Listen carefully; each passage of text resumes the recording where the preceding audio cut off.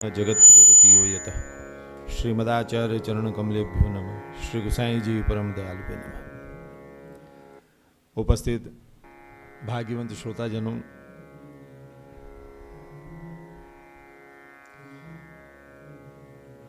प्राय मनुष्यों में संसार का आधिक्य होता है। ऐसे में भगवत नाम श्रवण करने का यदि अवसर प्राप्त हो तो महत भाग्य अपने समझने चाहिए।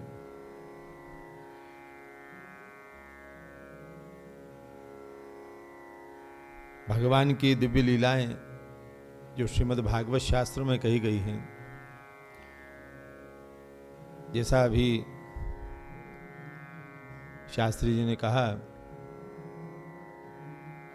कि भगवान श्री कृष्ण का प्रागट्य ये अवतार की कथा नहीं है, ये अवतारी की कथा है। आप में से कितने लोग इस बात को समझ पाए, ये आपका अंतः जाने। संक्षेप में आपको कहें, भगवान के अवतार के अनेक भेद शास्त्रों में कहे हैं।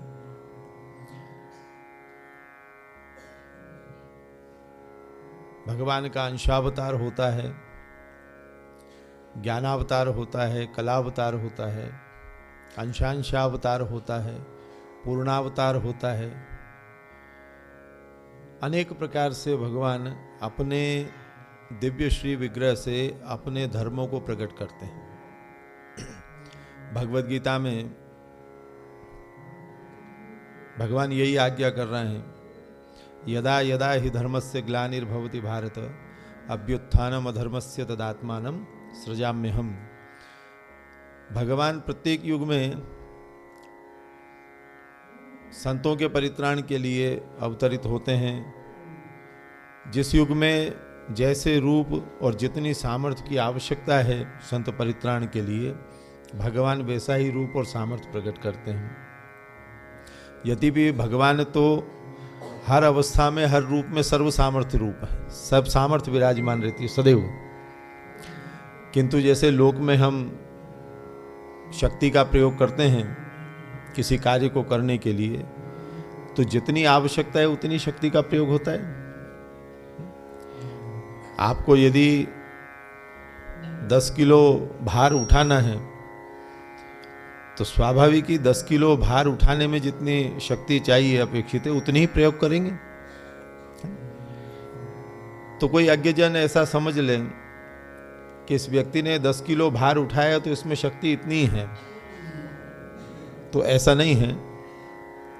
जितना कार्य किया है उतनी ही शक्ति, ऐसा नहीं होता है। भगवान की शक्ति तो अपरिमित है, किंतु जितना प्रभु को प्रकट करना है अपनी शक्ति अपने गुणों को जिस अवतार में, उतना आप प्रकट करते हैं। बस यही अवतारों का भेद है।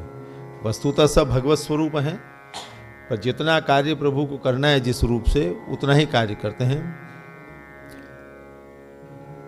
यहां समझने का विषय यही है कि भगवत स्वरूप सर्व सामर्थ्यवान होते हुए भी भगवान जिस स्वरूप से प्रकट होते हैं, उस स्वरूप से भगवान जितना अपना आनंद प्रकट करना चाहते हैं उतना ही करते हैं। पूर्ण आनंद हर स्वरूप से प्रकट करें ऐसा नहीं होता है। आप समझें, अभी तक आपने कथा श्रवण की, भगवान के अनेक अवतारों के चरित्र श्रवण किए। भगवान ने मत्स्यावतार भी लिया, कच्छपावतार भी लिया भगवान ने।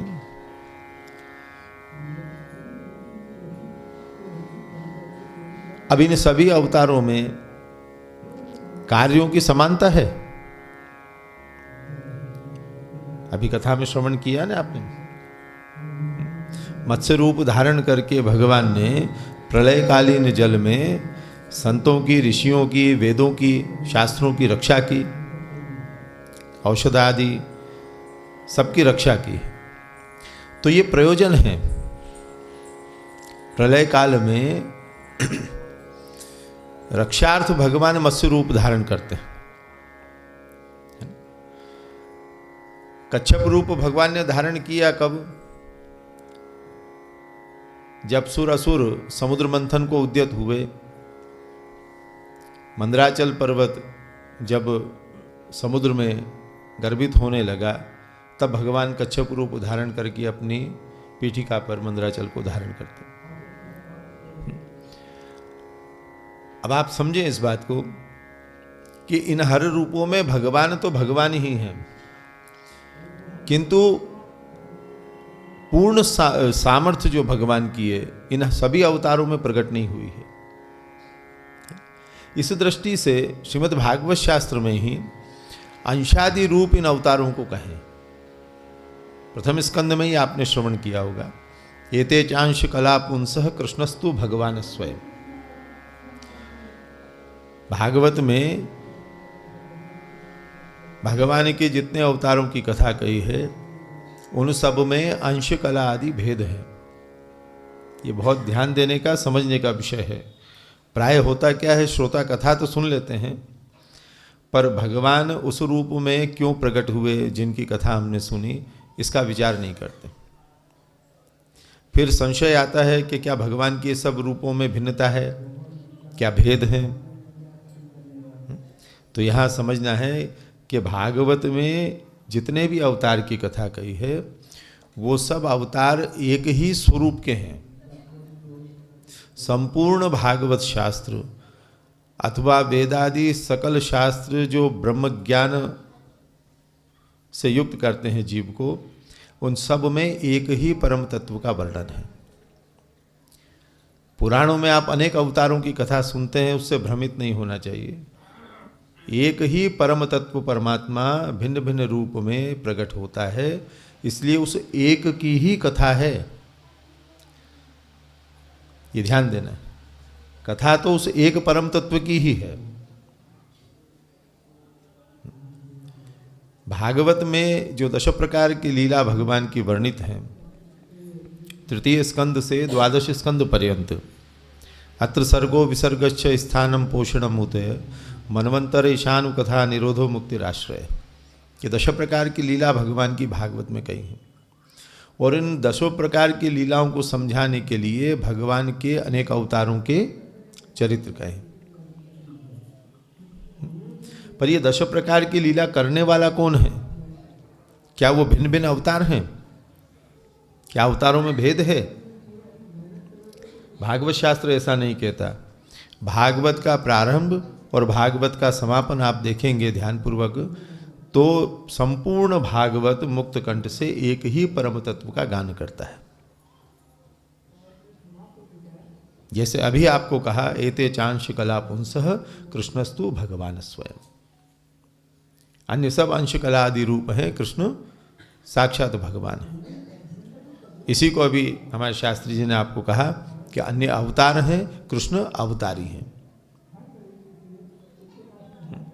तो संपूर्ण भागवत शास्त्र एक ही परम तत्व को कहने वाला है। मंगलाचरण देखें भागवत का, जन्माद्यस्यतः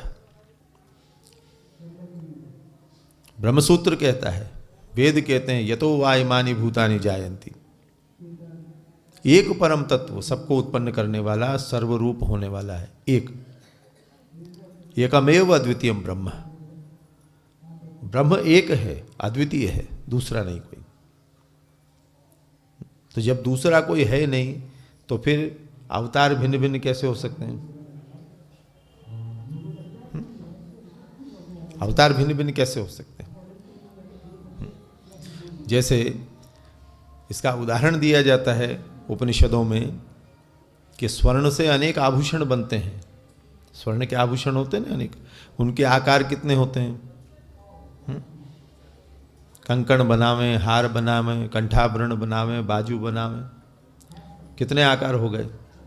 पर हर आकार में है कौन? स्वर्ण है। बस इस तत्व को समझो, इस सिद्धांत को समझो कि जितने भी अवतार हैं, चाहे मत्स्य अवतार हो, कच्छप अवतार हो, नरसिंह अवतार हो, वामन अवतार हो, इन सब रूपों में वो एक ही तत्व है। तो भागवत के प्रारंभ में यही कहा है, जन्म आद्यस्य, जिस परम तत्व परमात्मा से आद्यस्य आकाशस्य, आद्य तत्व कौन सा है? आकाश तत्व, उसकी उत्पत्ति हुई। एतद आत्मा न आकाशो संभूत उपनिषद कहते हैं। सबसे पहले आकाश उत्पन्न हुआ उस परमात्मा से। तो श्रोता रुचि नहीं रखते हैं इस तात्विक सृष्टि के प्रकार में, तो वक्ता भी संक्षेप में कहकर विषय को पूर्ण कर देते हैं। अन्यथा भागवत तृतीय स्कंद में बड़े विस्तार से इसका वर्णन है। 28 तत्वों के रूप में परमात्मा सर्वप्रथम प्रकट हुआ, तो कैसे तत्व के रूप में उसका प्रकटीकरण हुआ? सर्वप्रथम आकाश रूप हुआ। आकाश तल्लिंगम इसलिए कहा है, वही परिचायक है परमात्मा का। ब्रह्म कैसा है? आकाशवद्वा। इसलिए ब्रह्म को आकार रहित वर्ण रहित कहा जाता है। यानी उसको कैसे समझेंगे कि आकाश के समान है। आकाश का वर्ण है, रंग। आकाश का रंग है क्या? कोई रंग नहीं है। आकाश का रूप है? कोई रूप नहीं है। जहां आप जाओ वहां आकाश है। उसी तरह ब्रह्म है जो सर्वत्र है, जहां जाए। ब्रह्म का कोई एक रूप नहीं है। भक्त जिस भाव से भजन करता है उस परमात्मा का, उसके लिए उसी रूप में वो प्रकट हो जाता है। ये यथा माम प्रपद्यन्ते तांस तथैव भजाम्य हम। भगवद गीता में इसलिए भगवान प्रतिज्ञा अपनी प्रकट कर रहे हैं कि जो जिस भाव से मुझे भजता है, मैं उसी भाव से उसको प्राप्त होता।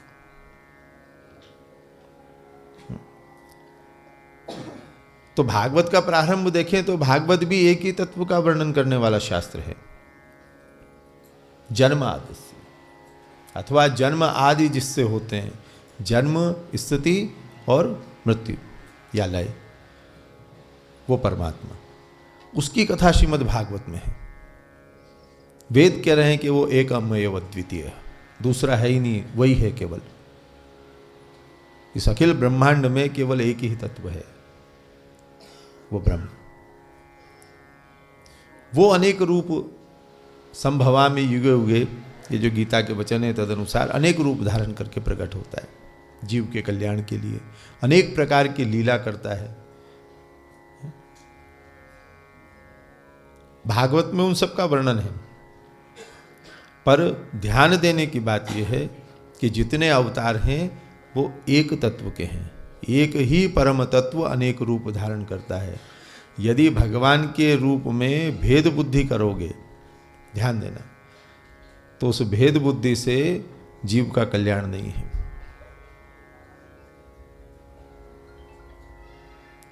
ये एक अलग विषय है कि भगवान के किस रूप में किसकी आस्था है, भक्त भगवान को किस रूप में भजता है, ये एक अलग विषय है।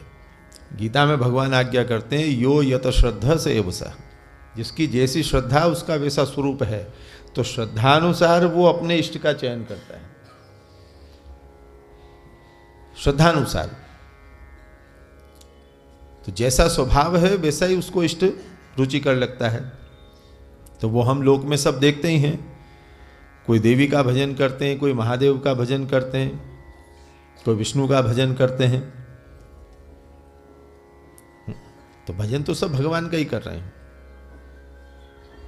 है ना?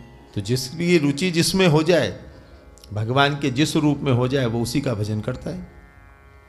तो भजन तो सब भगवान का ही करते हैं, ध्यान देना। किंतु यदि भेद देखते हो तो भगवान कह रहे हैं वो भजन जो है वो अज्ञानपूर्वक है।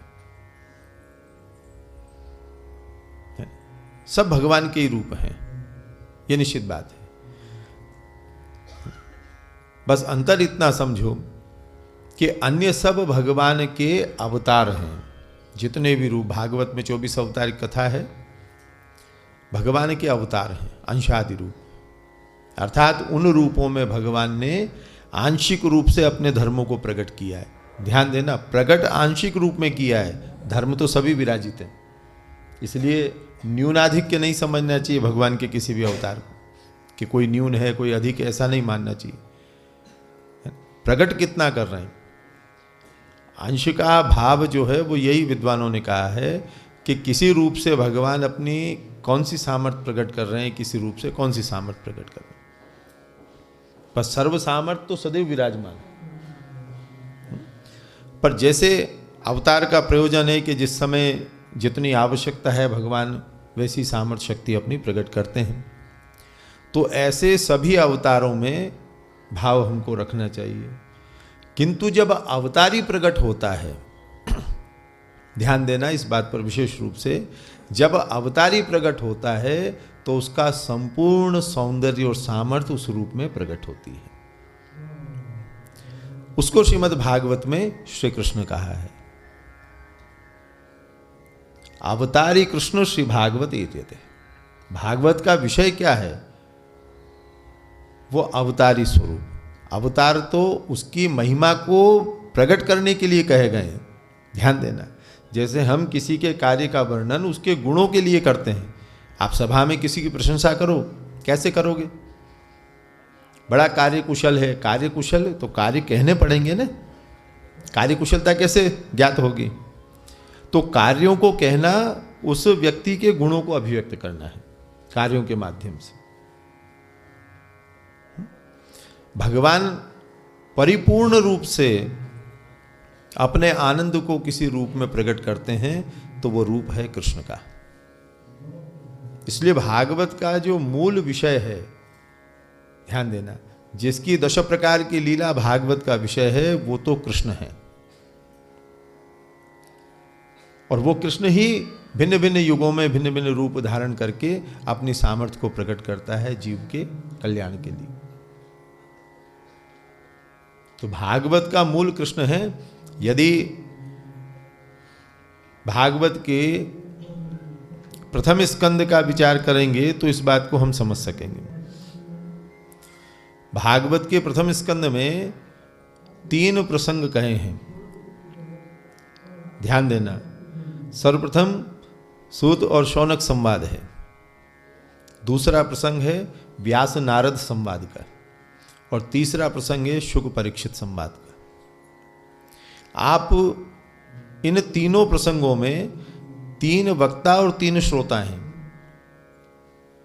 सूत और शौनक संवाद में शौनक जी श्रोता हैं और सूत जी महाराज वक्ता हैं। व्यास नारद संवाद में नारद जी वक्ता हैं और व्यास भगवान श्रोता हैं। शुक परीक्षित संवाद में शुकदेव जी महाराज वक्ता हैं और राजा परीक्षित श्रोता हैं। अब श्रोता जब प्रश्न करता है वक्ता से, ध्यान देना, उन प्रश्नों पर आप ध्यान देंगे तो समझ जाएंगे कि भागवत कथा किसकी कथा है। अभी तक आपने ध्यान न दिया हो, भागवत जी की पुस्तक लेके आना, और प्रथम स्कंद में जब शौनकादिक ऋषियों और सूत जी का समागम हुआ तो शौनकादिक ऋषि ने क्या प्रश्न किए हैं सूत जी महाराज से, उसको यदि आप अगर ध्यान दोगे तो समझ जाओगे कि भागवत कौन की कथा कहता है। गूढ़ विषय है, किंतु मनन करेंगे तो हम समझ सकेंगे। राजा परीक्षित ने भी शुकदेव जी महाराज से प्रश्न किए, कौन की लीला विषय? जब अन्य अवतारों के चरित्र कहे शुकदेव जी महाराज को ने, राजा परीक्षित को बहुत अधिक आनंद प्राप्त नहीं हुआ, और वो आप अभी जानेंगे, अभी आज के ही प्रसंग में। कथितो वंश विस्तारो भवता सोम सूर्यो, अभी आप श्रवण करेंगे दशम स्कंद के प्रारंभ में कि रामचंद्र जी पर्यंत अवतार कथा श्रवण करके भी राजा परीक्षित को मनोवांछित नहीं मिला। कथा में आनंद तो आया। देखो, आपका मन करता हो कि मुझे गुलाब जामुन खाने, ध्यान देना, पर आपको गुलाब जामुन छोड़कर अन्य सभी प्रकार की मिठाई दे दी जाए हैं तो उनको खाएंगे आप तो मिठास तो अनुभूत होगी ना, मीठा है तो मीठा लगेगा, लेकिन मन नहीं भरेगा, क्योंकि मन चाहता है गुलाब जामुन खाना। बस वही राजा परीक्षित का यहाँ प्रश्न है कि अब तक जो कथा कही ने महाराज सब बहुत सुंदर, भगवान की लीला है, बहुत आनंद आया, पर वो चाहिए मुझे तो जो मेरा मन मांगता है। तत्रांशेन अवतीर्णस्य विष्णोः वीर्याणि संशनः, श्री कृष्ण की लीला सुनना चाहते हैं और विस्तार पूर्वक कहिए, निसंकोच कहिए, ऐसा मत विचार करिए प्रभु, ये राजा परीक्षित करें सुखदेव जी से कि आज ये चौथा दिन है, अन्न जल का त्याग किया इसने है, तो व्याकुलता होगी भूख प्यास से, तो कैसे भगवान की लीला ये श्रवण कर पाएगा परीक्षित, है ना। तो विस्तार से आप अभी कथा में सुनेंगे, राजा परीक्षित ने स्पष्ट निवेदन किया है, क्षुधा पिपासा आदि जो है मुझे कथा रस ग्रहण करने में बाधित नहीं कर रही है। आपके मुखारविंद से निर्झरित ये कथा रस जो है ये मुझे पूर्ण तृप्त करता है। तो विस्तार से आप कहें, नवम स्कंद में कृष्ण चरित्र बहुत संक्षेप में कहकर, क्योंकि चंद्रवंश का वर्णन है सोमवंश का, तो उस वंश में भगवान प्रकट हुए तो संक्षेप में कहा तो आनंद नहीं आया। बिल्कुल ऐसा लगा जैसे एक छोटा सा बालक हो ना, जिसको कुछ मिष्ट जो है थोड़ा सा चखा दें, मीठा चखा दें, हैं, तो फिर कैसे हाथ बढ़ा बढ़ा के उसको लेने का प्रयत्न करता है। बस ऐसी जो है राजा परीक्षित की अवस्था थी कि आपने संक्षेप में कहा केवल चखाया है, भगवान के माधुर्य लीला के माधुर्य स्वरूप के माधुर्य को चखाया है, मुझे तो पूर्ण चाहिए तृप्ति पर्यंत। इसलिए विस्तार से आप कृष्ण की लीला कहें, है ना। तो संपूर्ण भागवत का विषय वस्तुतः वो परम तत्व श्री कृष्ण है। तो अब तक जो कथा सुनी उस कृष्ण की ही महिमा को सुखदेव जी इन कथाओं के माध्यम से प्रकट कर रहे हैं। तो इस भाव से जब भागवत दशम स्कंद में आप प्रवेश करेंगे तो विशेष आनंद की अनुभूति होगी और सब अवतारों को भिन्न भिन्न जानेंगे। तो जैसे अभी तक आपने नरसिंह वामन आदि चरित्र सुने, ऐसे ही कृष्ण लीला है, इतना ही भाव प्रकट होगा, आनंद नहीं आएगा। आनंद कब आएगा कि जब कृष्ण की विशेषता समझोगे। क्यों विस्तार से कृष्ण लीला सुनने के लिए सुखदेव जी महाराज को प्रेरित कर रहे हैं राजा परीक्षित। तो विशेष रस की अनुभूति कृष्ण लीला में तभी होगी। तो अब समय का ध्यान रखते हुए बहुत अधिक कहना उपयुक्त नहीं है, तो आप कथा में प्रवेश करें और इस भाव से करें, ये श्री कृष्ण परात्पर पूर्ण पुरुषोत्तम, ये पूर्ण पुरुषोत्तम जो अपने आनंद का दान देने के लिए भक्तों को, निज भक्तों को प्रकट हुए, उनकी लीला दशम स्कंद में कही। इस भाव से कृष्ण लीला का श्रवण करें तो प्रत्येक लीला आपके हृदय को आनंद रस से अभिभूत कर देगी। इतना कहकर वक्तव्य को यहीं विराम देते हैं।